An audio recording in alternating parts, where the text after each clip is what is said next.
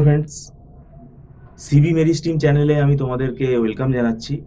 তোমরা যারা MAKAUT university থেকে এমসিএ পড়ছো এবং এই 2026 সালে যারা থার্ড সেমেস্টারে উঠবে, দেখো তোমাদের থার্ড সেমেস্টারের পরে ফোর্থ সেমেস্টারে প্রজেক্ট থাকবে।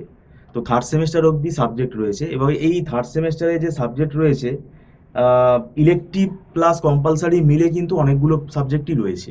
কম্পালসারির মধ্যে আমি তোমাদের বলে দিচ্ছি, 3টে কম্পালসারি পেপার রয়েছে, যেমন আর্টিফিশিয়াল ইন্টেলিজেন্স রয়েছে, design and analysis of algorithm রয়েছে, আর সফটওয়্যার ইঞ্জিনিয়ারিং ইউজিং ইউএমএল, মানে ওখানে অবজেক্ট ওরিয়েন্টেড সফটওয়্যার ইঞ্জিনিয়ারিংটা রয়েছে।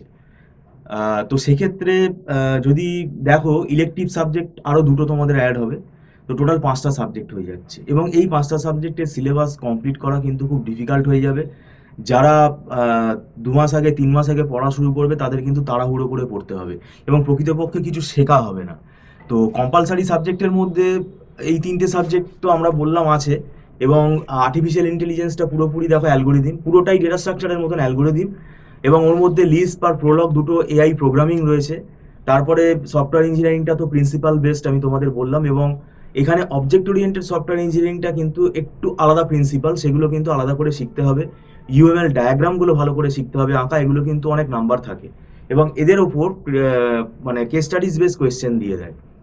তারপরে ডিজাইন অ্যানালিসিস অফ অ্যালগোরিদম, এটা ডেটা স্ট্রাকচার তোমাদের পড়া থাকলে তোমরা বুঝতে পারবে কিছুটা, এবং এটা মানে মানে আমাদের অ্যালগোরিদমেরই ম্যাথামেটিক্যাল অ্যানালিসিস, এবং এখান থেকে কিন্তু অ্যালগোরিদমের ওপর, অ্যালগোরিদম প্রিন্সিপালগুলোর ওপর কিন্তু নিউমেরিক্যাল আসে, যেমন ডিভাইড অ্যান্ড কনকার টেকনিক আছে, ডায়নামিক প্রোগ্রামিং আছে, গ্রিডি টেকনিক আছে, ব্যাক ট্র্যাকিং আছে, ব্রাঞ্চ অ্যান্ড বাউন্ড আছে। তো এই প্রিন্সিপালগুলোর ওপরে কিন্তু অ্যালগোরিদম প্রবলেম সলভ করতে হবে এবং নিউমেরিক্যালও আসে সেই অ্যালগোরিদমগুলো অ্যাপ্লাই করে। আর তোমাদের ইলেকটিভ সাবজেক্টটা এটা কলেজ থেকে তোমরা জানতে পারবে। আমি বলবো কলেজ থেকে তোমরা যদি জেনে যাও তাহলে পড়া শুরু করে দিও, এবং আমি বলবো যে তোমাদের ইভেন্ট সেমেস্টারের পরীক্ষাটা হয়ে গেলে জুলাই মাস থেকেই পড়া শুরু করে দাও, এবং কমপক্ষে কম্পালসারি যে 3টে সাবজেক্ট আমি বললাম ওই 3টে সাবজেক্ট তোমাকে আগে থেকে পড়া শুরু করতেই হবে। তারপরে ইলেকটিভ সাবজেক্টটা কলেজ থেকে ডিসাইড হলে তারপরে ওটা পড়া শুরু করতে পারো। আমরা অনেক সাবজেক্টই পড়াই, সেটা এখন দেখতে হবে তোমাদের কলেজ থেকে কি দিচ্ছে, তার উপরে বেস করে সেটা জানতে হবে।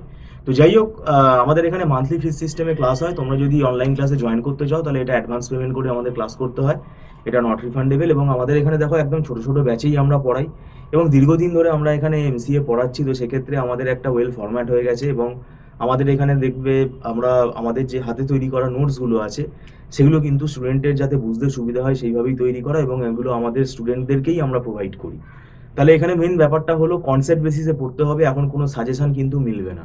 তো সেই জন্য এটা আমি তোমাদের আগে থেকে বলে রাখছি, সাজেশন 10 ইয়ার্স এগুলোর কথা কিন্তু ভাববে না, কেননা মোটামুটি ইম্পর্টেন্ট কোয়েশ্চেনগুলো সেগুলো আমরাও বলে দিই যে এগুলো কিন্তু পরীক্ষার আগে আরেকবার চোখ বুলিয়ে যাবে, কেননা এগুলো মানে আসার চান্স আছে। তার মানে তোমাকে একদম সিলেক্টিভ যে কটা কোয়েশ্চেন বললাম সেই কটাই করে যাবে, তাহলে কিন্তু মুশকিল হয়ে যাবে। তোমাকে ওভারঅল সিলেবাসটা পড়ে যেতে হবে এবং সেটার জন্য আগে থেকে পড়া শুরু করতে হবে। এবং আমি বলবো জুলাই মাসটা তোমরা কিন্তু মানে এটা ওয়েস্ট করো না, জুলাই মাস থেকেই পড়া শুরু করে দাও। তোমাদের মানে যে কোনো টিচার গাইডেন্স তোমরা নিতে পারো, সেটা তোমাদের ব্যক্তিগত সিদ্ধান্ত। আর যদি মনে হয় অনলাইন ক্লাসে আমাদের এখানে জয়েন করতে চাও তাহলে তোমরা জয়েন করতে পারো।